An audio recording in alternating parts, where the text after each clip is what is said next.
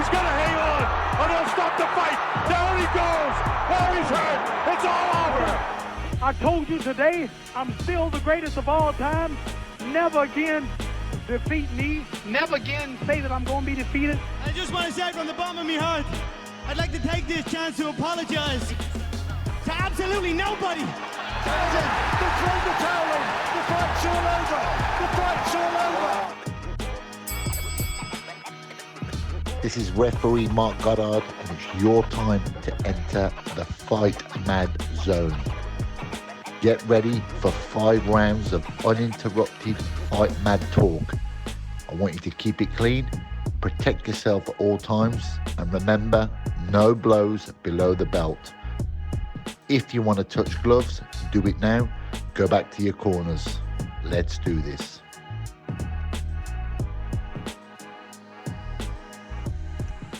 So, ladies and gentlemen, welcome to the FightMad Podcast with myself, Joe Long from Fighters Inc. as we approach our 25th year in the combat sports industry. Thank you very much for tuning in on the last couple of episodes. Please remember to hit the subscribe button, and you can also follow us at Fighters Inc. Now, this week, week number 3, episode number 3, we've had 2 men previously, Michael Bisping, UFC champion, Scott Coker, CEO of Bellator. And we've been very MMA and kickboxing, to be fair. And this week, we're going to go boxing.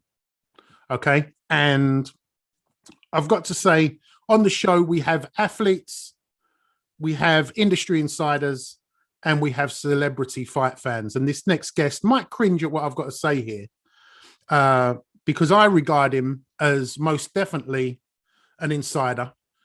And within the digital world, within YouTube, he's also crossed over as a bit of a celebrity as well. I mean, it wouldn't surprise me if I see him on Love Island or something like that in the future, you know, with his muscles out. Ladies and gentlemen, the man behind IFL TV, the one and only Mr. Kugan Cassius. Welcome to the FightMad Zone, Kugan.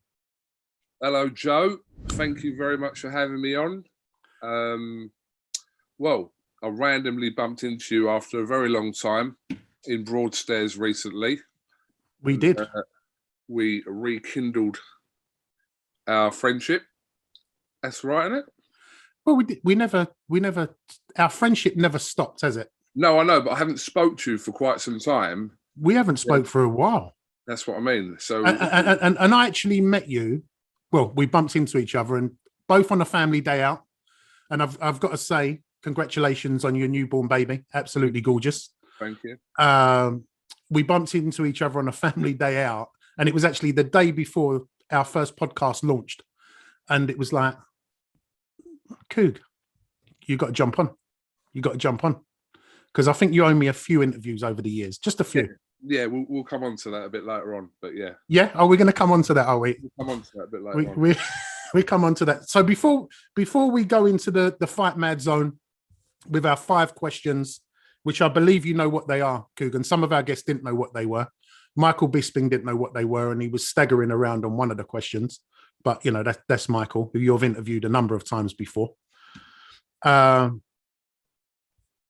a bit concerned. Before we went on air, you told me you're in your bedroom. Yep. But I noticed there's a picture of Muhammad Ali on your bedroom wall. What's going on? Can people see this? Yes. Oh, good. So that picture, I paid £400 for in 2003, and yeah. I don't know what to say. I've always had it above my bed. I've probably, how many hours have I had in that time? Moved 3 times, and it's always been above my bed. Really? Now I've got a child. In the next couple of months, that could be being replaced. I don't know yet. I think that's got to go, mate. The bedroom. Why? Do you float like a butterfly and sting like a bee in the bedroom? A bit personal, mate, but yeah, it's been known. No, but what's wrong with that? Is that something weird? Do you think that's weird? Well, I personally think that's very weird. I mean, I would not have a picture of a boxer or an MMA athlete on my wall in my bedroom. That's just me, but whatever floats your boat. Where's it meant to go then? What? Where's it meant? Hallway. Maybe maybe your little study. Depends on how big your house is. Remember, I might just live in this bedroom then. In which case, but you don't. It's always been above my bed. It's like a bit of normality walking into my bedroom and seeing that there. So that's fine. That's fine. It's funny you say, where you are or how big your place is, because our last two guests, we've had Michael from California, Scott Coker from San Jose, and you are in sunny Wickford in Essex, just up the road from me. Correct. How is it in sunny Wickford at the moment? It's not sunny Wickford at the moment. It's over cloud Wickford with potential rain ahead of the England game. So, yeah. But anyway. There you go. There you go. So, Kugi, are we ready to go into the Fight Mad zone? Yeah, let's roll. Let's roll. What you got? Seconds out, round one. Kugan, straight to the point. What is Kugan Cassius's first fight memory? I probably can't specifically remember the actual first moment that I saw any kind of combat sport, whether it be boxing or, well, back then there was no UFC, but I suppose I kind of relate it to certain fighters as their early fights. Like I said, I can't remember the actual point in my life where I watched my first boxing fight, but Prince Naseem Hamed and Nigel Benn were the first boxers that I ever remember watching in the 90s. Kind of mid-90s, when I was probably about 13 or 14. Yeah. So I'd say I'd answer this question more fighter related more than it was that fight that I got into by watching that. So they were the two fighters I was really obsessed with, like growing up in the 90s. So it's their fights in the 90s, kind of mid 94, 95, I'd say were my early memories of watching any kind of boxing whatsoever. And that they hooked you into boxing, but have you a specific memory, be it at the playground, out on a day out, where you actually physically see a fight? Oh, I don't know if I could say this, really. Of course you can. Well, I'm going to mention no names, obviously. Don't need no names. It's the FightMad Podcast. How old would I have been? Probably about 11 or 12. Let's go. What was the first time I got punched in the mouth, really? I didn't even throw nothing back. I got punched in the mouth. So where I live, or I used to live, sorry, I was standing there with a friend of mine, and this guy was running, like jogging. Well, he wasn't jogging, he was running past us. And my friend, as he walked past him, threw something at him for no reason whatsoever, just threw something at him. So he's turned around, and he was probably a few years older, probably about 16 or 17.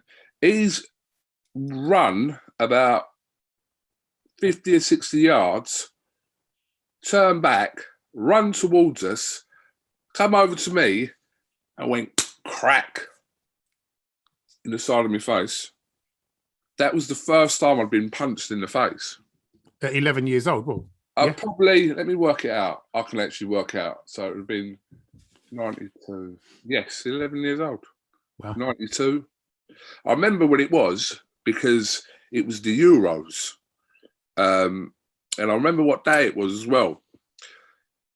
Later on that night, England were playing Sweden, and they lost 2-1 in Euro 92.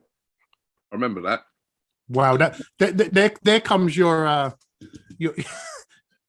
what's benefited you throughout your career, your geekiness, your memory. with that. I can't believe that you know the day and the score of that game, because you are a bit of a geek, right? What the winning goal is? He was a former Parma and Leeds player called Thomas Brolin. For any football fans will know who Thomas Brolin was. Tremendous. In 1992, I remember watching the game. That game where England got beat 2-1, and I was just, all I can think about is I'm gonna one day I'm gonna get this geezer back. One day I'm gonna get this geezer back. Did you? No, do you know what? Weirdly enough, this is years later. I'm in my 20s now. I did see him out once, and I never used to drink in my 20s. Like, in fact, here's another stat for you. I never had a drink, an alcoholic drink, until I was 28. Wow. I'd never tried alcohol. You couldn't even say why. Didn't you like it? Because I never tried it. So I didn't have my first drink until I was, I can work out the date of this and all. Possibly, 26, possibly 27. First ever alcoholic drink. So I don't know where I'm going with that. Anyway. So you met the guy. You did catch up with the guy. Yes. So I wasn't drinking in the pub, but he was in there. And anyway, the night went on. I ended up speaking to him about it, had no recollection of it whatsoever. So he said. Very apologetic at the time. I wouldn't have been. It was probably about 10, 12 years that passed in that time. So wow. So Kugan Cassius, first fight memory, goes down in the books for being chinned, and actually first time you ever got punched. First time I was ever been punched, yeah. It's not a great feeling, is it? I could still feel it now. Talk about it. So. Round 2. Who is your favourite fighter of all time? Prince Naseem Hamed. Why Prince Naseem Hamed? Do you know, I always think when people get asked about their favourite fighter, I think a lot of people give a cliche answer. Do you understand what I mean? I think a lot of people will give, just off the top of my head, someone around my age, or say between 30 and 40, if they're into boxing, they'll list like your man here behind me, Muhammad Ali. And listen, it could be so. They mentioned Sugar Ray Robinson, they mentioned Sugar Ray Leonard. There's other people that will list other fighters for various reasons. But for me, the reason I even started watching, I know I mentioned Nigel Benn and Prince Naseem Hamed, but really, for me, the first boxer that got me into actually watching combat sport, it was Prince Naseem Hamed. When I say obsessed with Prince Naseem Hamed, I've told him all this as well. Like I've been around his house, he's taken me out, and I've told him all this, what I'm going to tell you. I was like I was borderline obsessed with Naz, like when I was about, 13, 14. When was his fight with Kevin Kelly? I think that was 97. So that was a bit later on. But I used to, because back then, obviously, there was no social media. So it was all, if you wanted to read about a fight or the preview to a fight, it was in the newspaper, wasn't it? So anything on Naz in any of the newspapers, I'd cut them out and put them in a little plastic wallet. I've still got the plastic wallet today with about that many cuttings of all Naz's fights during the 90s. Like anything that was written about him, I'd cut it out and put it into this thing, kept it. I've still got it now because I've never got rid of him. But he's the person that got me into watching boxing. So for that reason, I'd say that, I'm not saying I've watched every single one of his fights. I'd say I've watched 80% of his fights. And that was the reason why I kind of even formed any kind of love for boxing in the first place. So Muhammad Ali is one of my favourite fighters. But Muhammad Ali had his last fight when I was born, the year I was born in 1981. So I feel like if you haven't lived through a boxer's era and not necessarily gone to see him fight and things like that, but it's difficult to kind of get a real gauge of how it was to be a fan of that person if they weren't active in your lifetime. We can all watch tapes and things, and I can watch countless, which I have done with Ali, because that's all there is, tapes and YouTube and now and whatever else, DVDs and whatever. But I feel like for someone to be your favourite fighter, I do feel like it has to have some relevance to them being active in your life. I get exactly what you're saying. It's that relating to that person at that time in your life. Yeah. Because a lot of people, I'm a little bit older than you, but people in my age bracket, a lot of them say Muhammad Ali. But as you said, we wasn't actually watching Muhammad Ali fight. Unless you had a real good memory and you was like 4 years old or something. Oh, So same with guys like Marvin Hagler, God rest his soul, and Hearns and Leonard and all these guys, and Benitez and all these guys that, yes, of course, listen, I've watched numerous fights of them over the years, not just from doing what I'm doing, but just in general. I've watched, like any fight fan, I've watched all the fights, but like a lot of them fights kind of were done before I was born.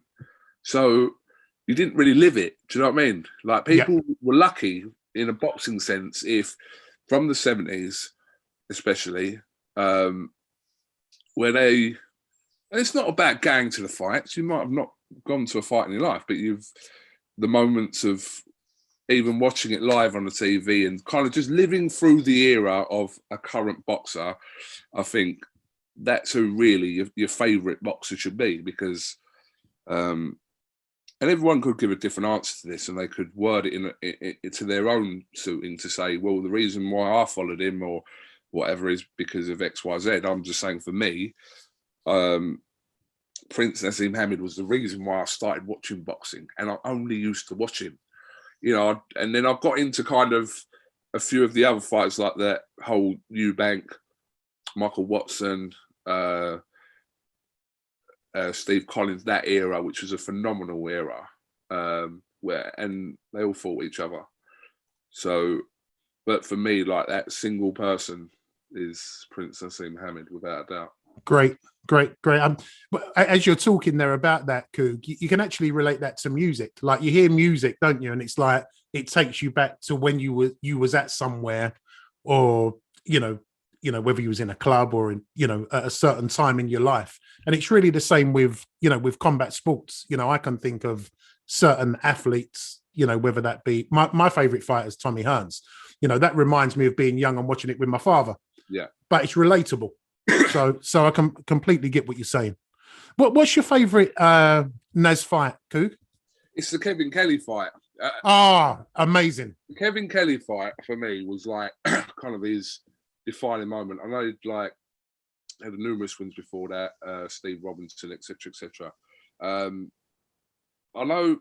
See, people talk about Naz as his kind of defining fight as the Barrera fight, which was, it weren't nice to see. And I think kind of, people say, oh, look, when he come up against Barrera and that. But Barrera, let's have it right, was an absolute formidable fighter.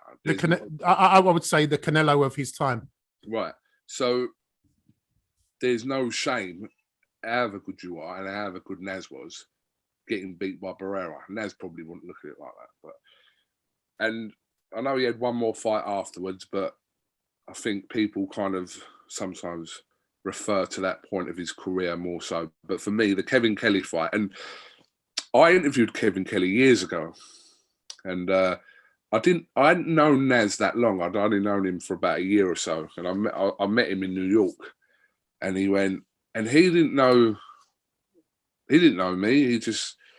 I was talking to him, and he said, "Oh, where are you from?" I'm not going to do the accent, Kelly's accent, but he went, "Where are you from?" Can I just stop you there? Can we put this in? We've got to put this in. You was You did try acting at one point. Yeah, we're Not just at going to one put this point. in. I did it for about 6-7 years. Okay, fair enough. I was playing it down. So if you've done it for 6 or 7 years, I think it's only right that we get the accent. It's only right, Coog. All right. What's your name, motherfucker? Kugan. Where you from, man? London. Because I thought he's not going to heard of Wickford. So I thought I'll say London. And the first thing he goes to me is, he goes, do you know Naz? I was like, yeah. I didn't really know him. I'd interviewed him a couple of times, but I didn't really know him at that point. And he's like, you tell that motherfucker I want a rematch. And I was like, no problem. Right? So that was it. That was kind of it. But he was serious. He was like deadly. You're talking like... Oh, really? It was on. Serious. He was like... The conversation went on a bit, and he said, like, I'd rematch him tomorrow. Well, I think that fight, I mean, I remember watching the build-up. There was so much psychology involved in that fight, wasn't there? You know, from the first time they met to do the interview on the apron. And I was blown away by that fight through the psychology of Naz. I think he got into his head. You know, I really think he got into his head. Like a million, yeah. But brilliant fight, and great athlete to choose. And what I'm really excited with Naseem Coog is actually his son, who's coming through the ranks. Really looking forward to seeing what he does. Big shout out to Champs Barbers as well. Big shout out to Ian. I know Ian does a lot of work with Naz and Naz's son. So looking forward to seeing what he does when he crosses over to the pro game. With that, I come away. I think I did a little interview with him at the time. I think he probably mentioned it in an interview. I can't actually remember. It was quite a few years ago now. But he was deadly serious. Like, he was deadly serious. And I just thought to myself, like, it's funny how, like, certain fighters, there's always one opponent in their career that they'll never get over. And it's usually obviously aligned with a loss.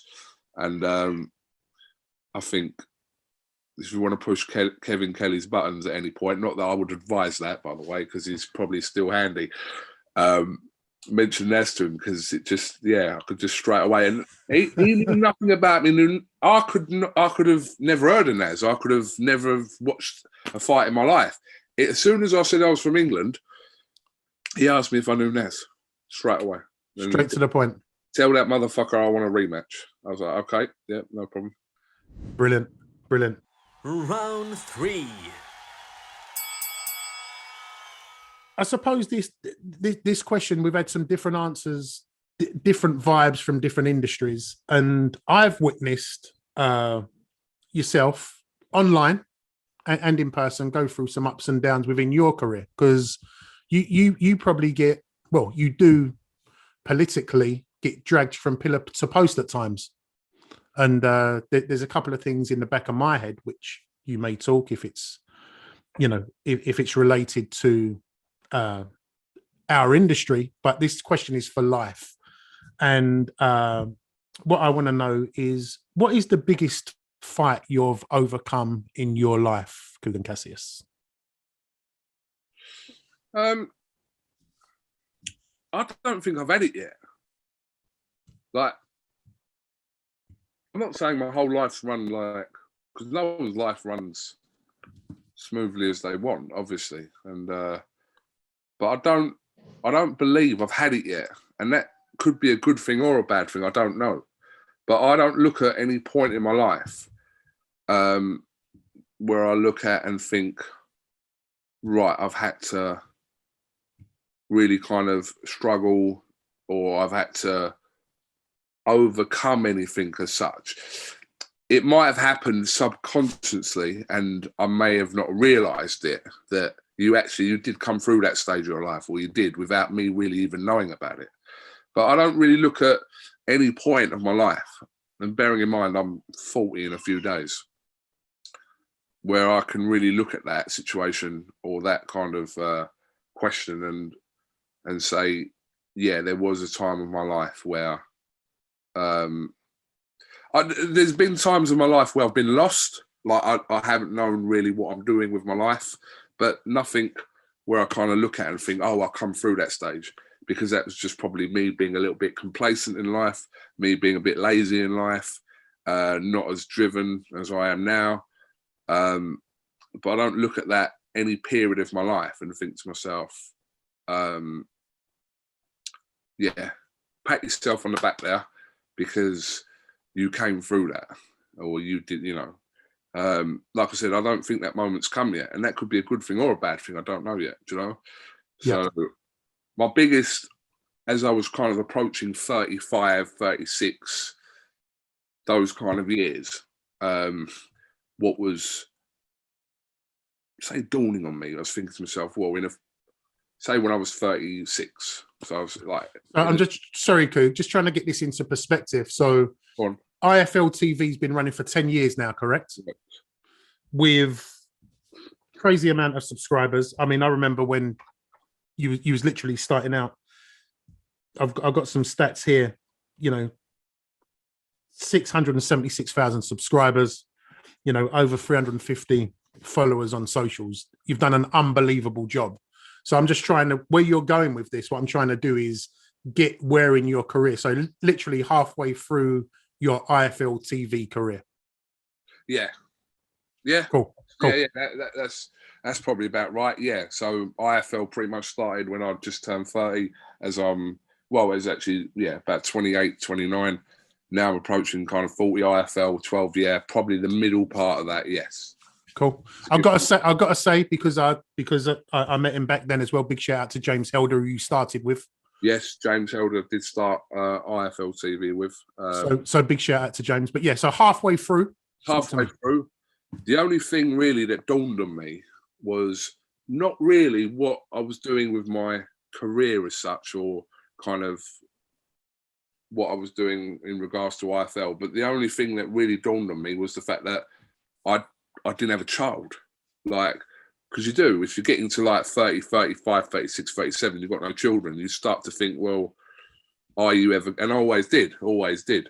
Since I was about 25, I've always thought to myself, I weren't one of these people that didn't want a child. So that was the only thing that at that point I thought to myself, I haven't done yet, and I fear that not happening.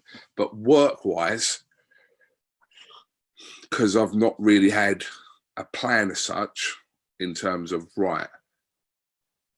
after 2 years we do this, and after 2 years we do that. I haven't really had that. I've just kind of just gone with it, and that thought process has kind of worked really.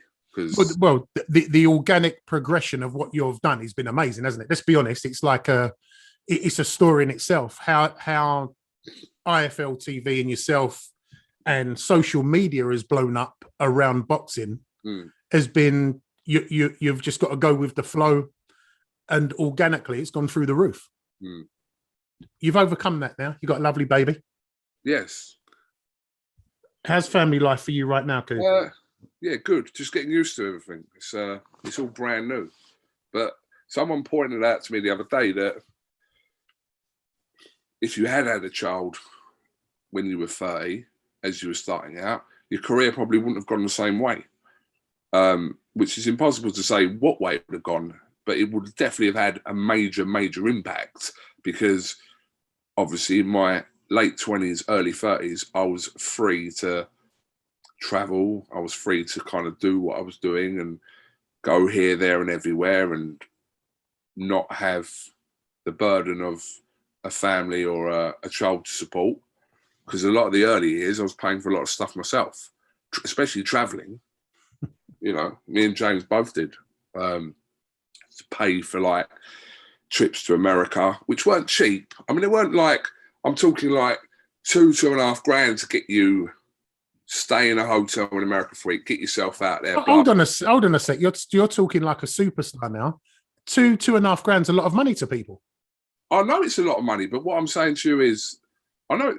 All right, let me rephrase that. I'm not saying it's not a lot of money, but I'm saying I'm not saying I'm having to find 10 or 15 grand to do something. Sure. I'm saying I'm having to find maybe 1,500 quid, 2 grand, 2.5 grand to be able to travel to cover a show that, by the way, you're not getting back. So in the context of money, of course. And even now, like that's a huge commitment. You know, anyone starting up a business, you know, any business you're starting up, even now, I mean, that was 10 years ago, and you say, oh, you've got to throw 1,500, 2,000 at it. Yeah. People are... You're not getting back, by the way. That's the whole point to it. It's not like now, it's different, because if we put money into something, we're going to cover something, then 8 times out of 10, we're getting it back. Not always, still not always, because there's some trips we go on that the money don't come back. But... That's a great point you've touched on there, because I would imagine from the outside, everyone thinks every business is rosy. You know, every business, there's a tough side to it, and it's great that you've said there that not every trip does, you know, hit the bank. I'll give you an example. This is a perfect example. I've sent a guy who works for me, Andy, who's been doing some great stuff. He's been out in America for he was out there for 4 weeks. He then comes back. So we send him out to Miami for the Teofimo Lopez and George Kambosos Jr. fight. He's on the plane now, right? So he's probably 7 hours into his flight. And Lopez, unfortunately, gets tested positive for COVID and the fight's off. And he don't know that. So there was a trip there where Andy ended up staying in Miami, right? It worked out financially better rather than getting him a brand new flight home and blah, blah, blah for him just to stay, everything had been paid for. But we lost money there. Of course we did, because there's no show to cover for a start. I mean, that doesn't always happen. I'm just saying in general, people always used to say to us, like, especially early on, going, oh, why aren't you going out to his fight? And why aren't you going out to his fight? Because, again, if it didn't make financial sense, it's not a case of you not supporting that person or doing it. It's just you can't do it. Like, you know, if I went to like a few of the Mayweather fights, and like I've got no real kind of personal relationship with Floyd Mayweather, apart from a few interviews I've done with him over the years, but I can go to a Mayweather fight. This is like 8-9 years ago, and know that I can get enough content in Las Vegas to kind of claw some of that 1,500 quid, $2,000, whatever you spent to go out there. But, and it's still the same case now. That aspect hasn't changed. It's just, it's turned into a business now where you've got allowance to travel and do all them things. But, you know, we've had help from promoters and that in the past as well with stuff, because if we didn't, those early days, we wouldn't even be able to. Listen, going to like... I remember having conversations with you in the early days, you know, where you was even, do we continue with this? Because it's tough. Yeah, of course it's tough, because what do you do, right? So is it a hobby? Because if it's a hobby, no problem. You do it when you can, blah, blah, blah, blah. But then when you're doing it week in, week out, and you're thinking, and by the way, 4.5 years, we didn't earn 1 penny. And I mean that. We had no sponsors. We had no revenue whatsoever. No YouTube, nothing. For 4.5 years. And I've got to say, within that 4 years, Coog, there was a lot of people up against you, wasn't there? Let's be honest. There was a lot of people from the traditional broadcasting sense who now think you're great. Let's have it right. A lot of people was like, "What is this? They're not real broadcasters. They don't know about that. Don't get spoken about enough. Sorry, John. No. Well, I'm talking about it now. We're in the Fight Mad zone, and we're talking about it. I'm not going to name anyone, but I heard it a lot, and I think the younger generation, myself included, thought this is a good thing for combat sport, not just boxing. Yeah, it was happening with MMA. You know. With different people within MMA. It was happening within traditional martial arts, as you know, which I'm from. So I thought it was a great thing, and it was another way to promote. And no doubt Eddie Hearn see that with you. And in my opinion, Kugan, you've helped Eddie on his journey and Matchroom on their journey with what you've brought to the table and gone along that journey with them on. So I've got to say a big congratulations to you on the work you've done over the past 10 years, because I see it, and I see people trying to put you down, keep you away? Yeah, no, do you know what? I just said there that doesn't get spoken about. It's irrelevant to really. We're speaking about it now, but it's not like, but it happened. Yeah, it happened, and in the earlier days where we were at a lot of these press events, we were the only YouTube outlet that were present at press conferences, weigh-ins, on a fight night, etc. It wasn't a thing, and you had to go last, right? A number of them. Yeah, of course, because you was last in line. Yeah, but listen, them sort of things never bothered me. Like being like, as long as you get your time with whatever, and it doesn't always, it still doesn't. Listen, I'm going to press conferences after doing it for 11 years now, and there's no God-given right just because I've been doing it for 11 years for me to say, oh, I should be blah blah blah. I've never had that attitude of like, we should go ahead of someone or we should get something before someone. I kind of just, if you push for time, you want to be, maybe if you think so-and-so's going to leave in 10 minutes, I need to get this now. I wouldn't say it out and say, well, he's going to go in 10 minutes, so I need to do him now. I wouldn't say them things out loud, but maybe in your head you're thinking, oh, I'd like to get in here because otherwise I won't get in and blah, but there's just things running through your brain, which is normal. But no, it's got no. Got listen.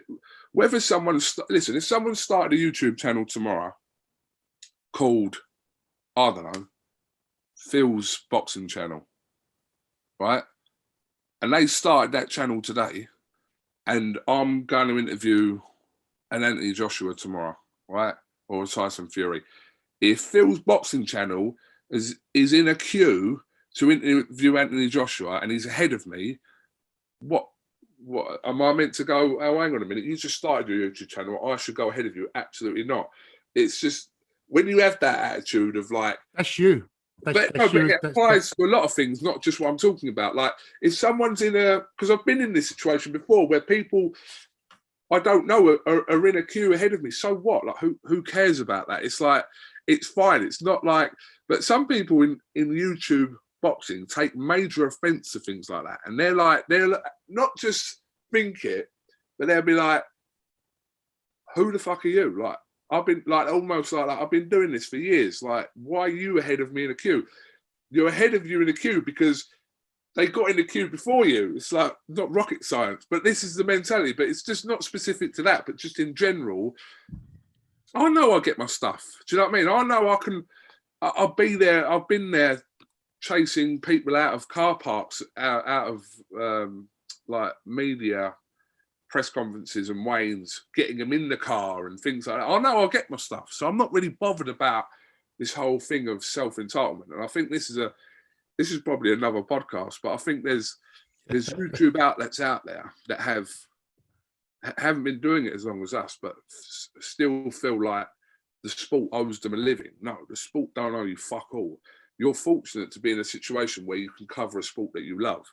Like that's the bottom line to it. Like you're not entitled to anything in what we do. I'm not entitled to nothing. If I go to a press conference and a boxer doesn't want to do an interview with me or can't do an interview with me or chooses not to, that's up to them. That ain't for me to start throwing my toys out the pram. I have thrown my toys out the pram over an event, over the Joshua Klitschko fight. I actually did think we're running on time, but I actually did think that was going to be one of your down moments. No, it wasn't. Do you know what was? That wasn't a down moment for me. That was a learning curve for me. That's all that was. Yeah, like I handled the situation really badly, and people that know like about it will know about it. But I handled the whole situation regarding Bernd Bönte really bad. So can we just quickly touch base on it for the followers? Can you just explain what happened at the Klitschko Joshua fight? So prior to that, there was an issue when Tyson Fury was rematching Vladimir Klitschko, the fight that never happened. I went to a press conference in Hamburg, and I still don't to this day don't know what happened, right? But there's something that happened there where they thought they've watched some footage. I'm assuming to my head they think that I was a little bit too pro Tyson Fury, blah, blah, blah. There was a press conference in London. Bernd Bönte has said that, told his PA that I wasn't allowed to interview Vladimir Klitschko. I was confused by this, so I went up to Bernd Bönte, had a big argument with him at the hotel, which was, first of all, that was embarrassing. Then a few years later, when Joshua was fighting Klitschko, I thought, I don't get on with Bernd Bönte. Not that I know why, but I don't get on with him. So my plan is just to stay away from the Klitschkos. I remember it was James that went and interviewed Klitschko at the first press conference for the Joshua fight. When the seating plan was done, and remember it was kind of a co-promotion-ish type thing between Bönte and Hearn, matching blah, blah, all that, right? So Bernd Bönte has said to Eddie Hearn, he doesn't want me there at ringside where the media are. So it's like, well, what do I do then? Like, and so I was thinking, and I had loads of people going to me, I've got a ticket for the fight, but I wasn't going to go and watch that fight. Like, I just sat in the stands as long as I could have worked. That don't bother me. It was a case of like, I wasn't allowed to do what I was going there to do. So I thought, I'm not going to go.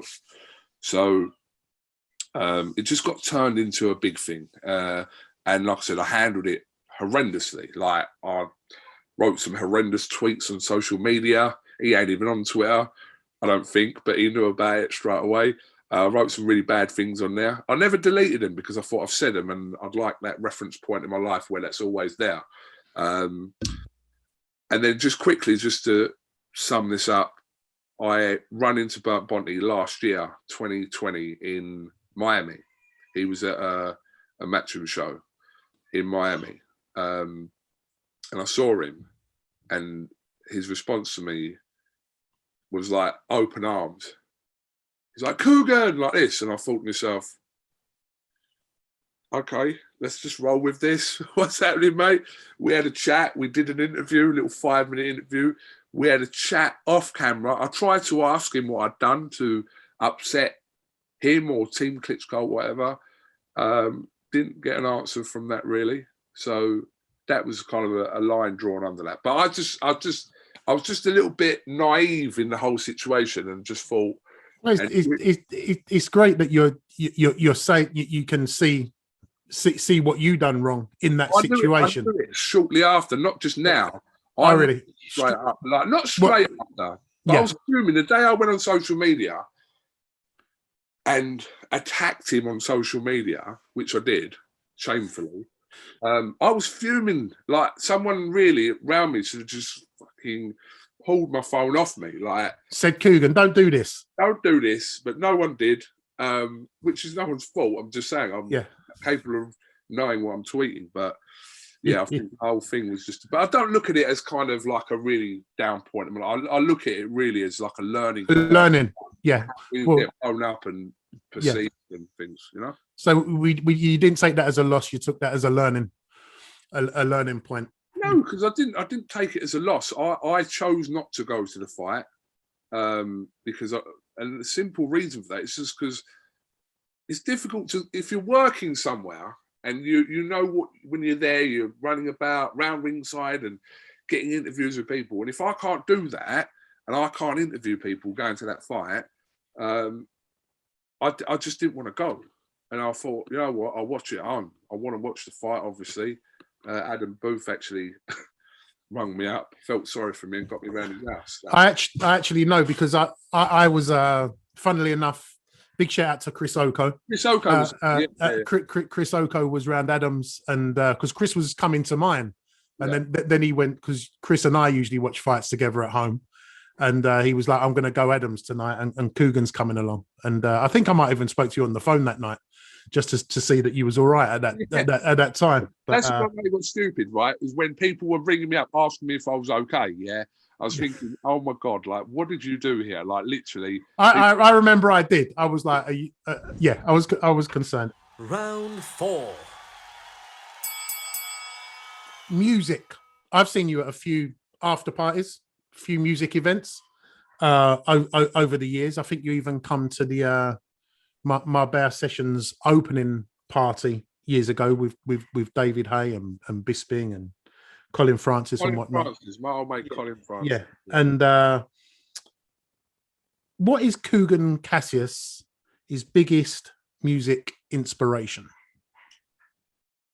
I would listen to music catered to my mood at that point, and that goes for now. Like, I'm literally 1 minute, I'm in the car listening to Frank Sinatra, and then 10 minutes later, I'm not in that mood where I'm taking myself back to the 50s, right? Not that I was born in that era, but I'm saying, and then I'm in a different mood. But I don't have one specific I've never had one specific genre of music that's dictated my life where I'm like, right, I'm sold into that. I'm very heavily into R&B, which I have been consistently all the way through my life. That's probably the one genre of music that's always stayed in my life. But aside from that, I spent a lot of my teen years from like 17, 18, listening to like Dean Martin, to Sammy Davis Jr., to Sam Cooke, to Gregory Isaacs, all different types of like older generation music, which I wasn't born in, which is kind of a little bit of a contradiction to what I was talking to about the boxing, because for me, it was like, I'm answering to you a question there about who your favorite fighter is, and I'm telling you the reason why, because I don't feel like you've lived it. But then, is that a little bit hypocritical to then say, well, I'm listening to music where that wasn't my era, like some of these guys were not in my era. So if you could pick one artist, who are you picking? Are you going back to Sinatra, or I'm going R&B? We want one artist off you. Do you know what? I won't even go as much as Sinatra. I'd say Sam Cooke. Wow. Yeah, I'd go Sam Cooke. Yeah. Like Sinatra is, if you give me like a top 3 people music over like a 20-year space of my life that I listen to, Sinatra's in there. But Sam Cooke really, for me, and different Sam Cooke songs remind me of different parts of my life. I could listen to like a Sam Cooke song and it will literally take me back to like, not like a moment, but just a period of my life where, like, of course, yeah, I'll think about people that I knew then, things I was doing then. But Sam Cooke is the one that does that for me. Well, Coog, you've really surprised me with that one, and a great art. Can we have your favourite Sam Cooke track of all time? Cupid. What, have you got it on? No, I haven't got it on, but I know the track. But I'm sure we'll do a little bit of. You can sing it. No, I'm not going to sing it. I can't sing. Do you want to sing it? Do you want to sing? No. No. Round 5. And this is probably going to be a hard question for you, because you've got so many different people who you work with, obviously fighters, promoters, so on and so forth. But this question isn't about fighters and promoters and people from the industry. This is about life, past or present. We all know that a corner team is a massive thing within the combat sports industry. We want to know, what is Kugan Cassius's corner team with the three most important people in your life, past or present, by the way? I suppose, listen, the no-brainer for me is my dad, without a doubt, straight in there. Let's talk about that. Let's talk about Daddy Cassius then. Yeah, I think the fact is, my life probably didn't go the direction that my dad probably would have envisaged when I was about 17, 18. When I was around doing college and university and all them things in my younger years, I don't think my dad envisaged the path that I've took. But my dad let me take the path that I took because it was my path. And I think that's not the sole reason. Obviously, my dad's done a lot for me, like a lot. And I feel like what I do owe him is what I just said to you there. The fact that he could have been awkward about decisions I've made and choices that I've made in regards to my future. He could have done. And I don't specifically mean this to work. I mean, in a lot of things, he could have been awkward. but he wasn't. And like I said, he kind of let me guide myself to a certain degree. Because obviously your parents at that age, unless you're disrespectful and a rebel and you want to go against the system, and no, I'll do what, I didn't have that attitude. I needed my mum and my dad really, but for my dad on what we're talking about, I needed him to be okay with whatever I'm doing. Otherwise, you needed his seal of approval. Yeah, I did need his seal of approval. That's respect as well, though, isn't it, Kugan? That's a nice. Yeah, and he probably gave it sometimes without really wanting to give it. But that's, and that's the sort of traits that I'll learn with my daughter as we're going on as well. That, I want to do this. No, you're not doing that. That attitude really doesn't really get anyone anywhere. It's like, you're better off saying, why do you want to do that then? Explain to me, because this is what my dad used to say to me. He's going to me, like, tell me why you want to do that then. You can't just say, it's like an easier option to what was there before. Or you can't say just because you want to, like, tell me why. And if you can tell me why, no problem. So brilliant. Number one, Daddy Cassius. Yes. Number two. I'll put my daughter in there. Of course you can. Yeah, I'll put my daughter in there. I'd put my daughter in there, and she can watch this in the years to come. Amazing. And how old is she right now, Coog? Just for the record. 4.5 months. 4.5 months. What did she do to your world, mate, when she come along? Talk to us. Still figuring it out, to be honest. Still working it out. I remember, like, people on the day she was born that were ringing me and going, or who I saw as well, were ringing me and going, oh, what's it like to be a dad? And literally, this is my answer. I have no fucking idea. Like, she was born like 3 hours ago, chill. But I know, I get what they mean. Like, what was they're talking about the general feeling of like how your life has just changed over the last sort of few hours. But I was a little bit, I mean,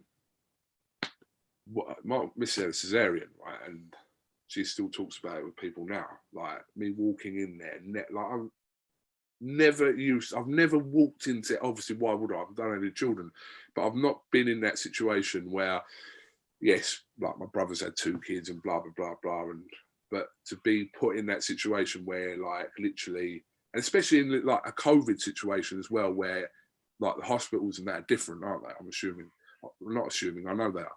But walking into there, and like, I just see loads of just people, a screen, my missus, and I was like, and there were a load of students there, which I didn't know. Like, she'd okayed for students to go in there and kind of see the procedure and all that.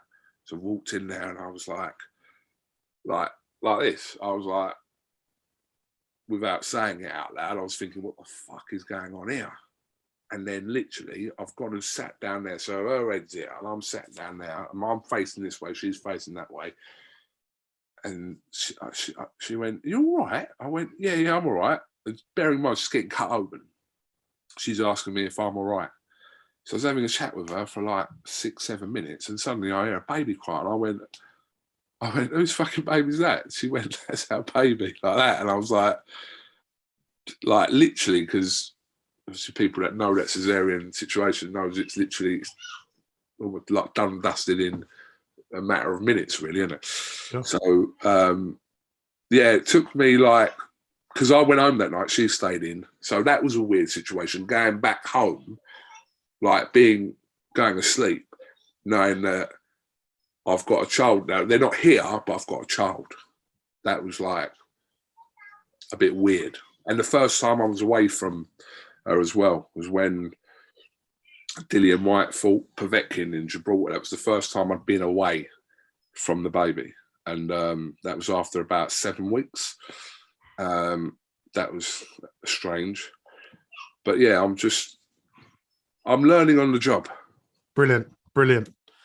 So daddy, daughter, and third corner person for life for Kugan Cassius is as they watch this, and I know they will watch this, so I will put my mother in there because my mother is the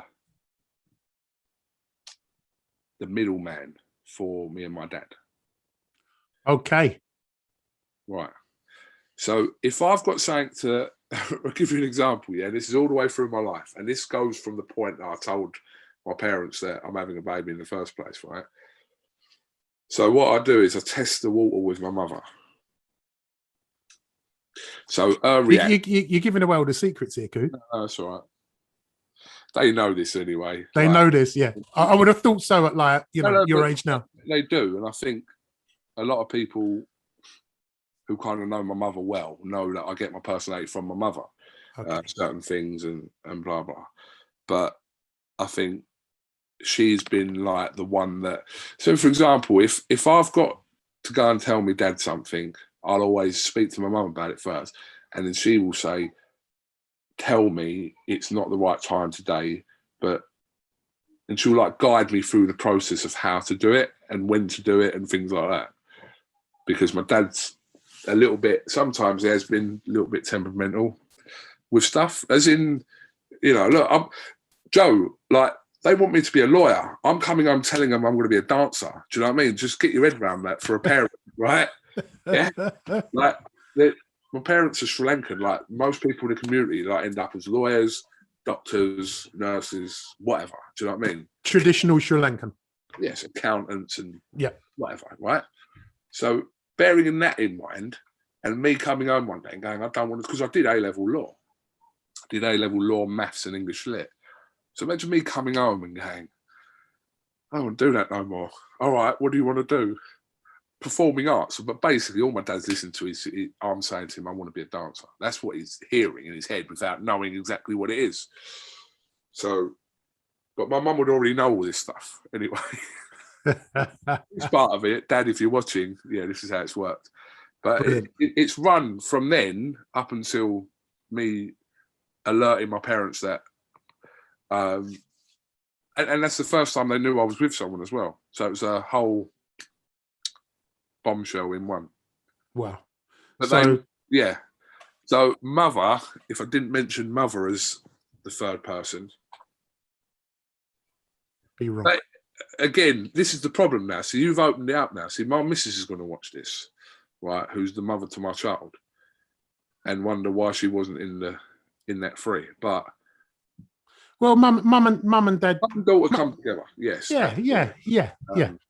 So they come together. So to be honest with you, she's like, when you're with someone and not even as an athlete, but it's just in the industry, and there's not loads of people in this situation where there's a lot of traveling. There's a period of time now where I'm going to be away for like 3 weeks at fight camp, Fury Wilder, like a 4-week gap away from my missus and the baby, and it's a lot to kind of comprehend, and she knows this about me, but it still doesn't make it easier. So it's a lot within the combat sports industry, going away to fights, camps, so, but not being a fighter. If you're a fighter, you can understand it, but for someone like myself, but still you've got to be there, and to have that understanding and support system is amazing. Yeah. And it kind of leads me back to when I bumped into you the other week, which has been after a long time. It was lovely to see you with that family unit, man. It really was. And Kugan, just before we wrap up, it's been great having you on. What is next for Kugan Cassius? Well, I think you've just said it there. Fury Wilder. Yeah, I think there's a little bit of a gap now. Frank Warren Queensbury got a show on the 10th.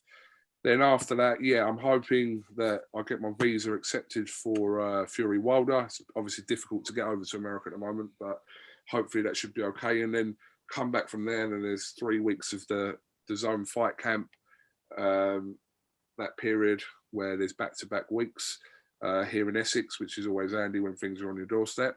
Yeah. And then, come August, I think from that fight camp, from Fury Wilder onwards, I think it's just going to be literally relentless shows here, US and everything else. MTK are putting on a lot of good shows at the moment as well. They've got one up in Kazakhstan coming soon. They had one from Bolton last week. So there's a lot of stuff going on at the moment. But right now it's a little bit quiet, like as in this little 2-week period. But I know what's coming. So most definitely. Well, Kugan, thank you for coming on the Fight Mad podcast. It's been an absolute pleasure. Ladies and gentlemen, thank you for tuning in to the Fight Mad podcast hosted by myself, Joe Long. Please make sure you hit that subscribe button and also give us a follow at Fighters Inc. Kugan Cassius, lovely to see you.